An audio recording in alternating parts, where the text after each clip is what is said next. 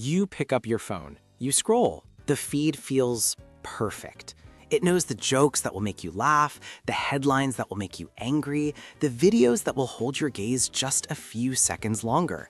It's a space curated just for you.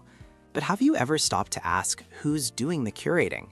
And more importantly, what is this perfect, personalized world doing to your mind?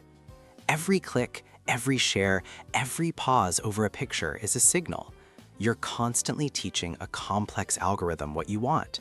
In return, it builds you a world. This is personalization, and it's the gateway to something called a filter bubble. Imagine living in a house where all the mirrors only show your best angle, and every voice you hear is just an echo of your own. That's your online life. Inside this bubble, it becomes incredibly easy to accept information that confirms what you already think, and to dismiss anything that doesn't. This is the echo chamber effect. But it doesn't stop there.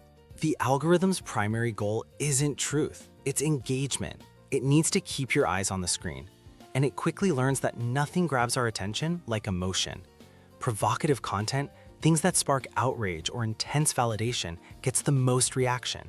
So the algorithm starts to push you. It nudges you from mainstream opinions toward more extreme versions because that's where the engagement is highest. This isn't a conspiracy, it's just a feedback loop, a process called algorithmic radicalization, where the path of least resistance leads you down a rabbit hole you didn't even know you were traveling. Now, here's where the story gets complicated.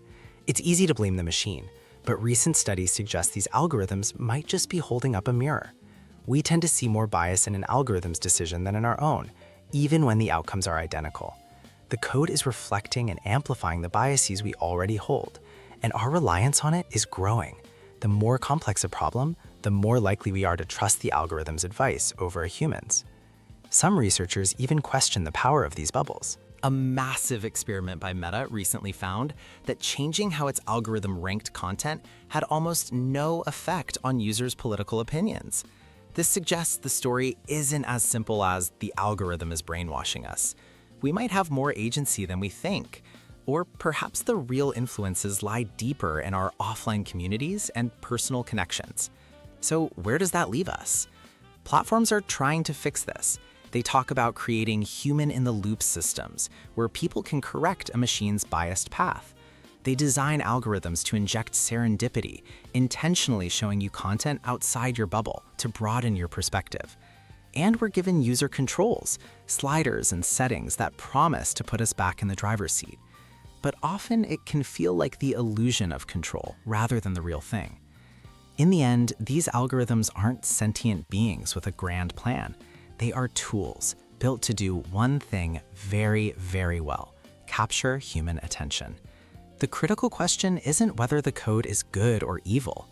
The question is what it is optimizing for, and what we, scrolling through our perfectly curated worlds, are allowing it to optimize within ourselves. The screen is bright.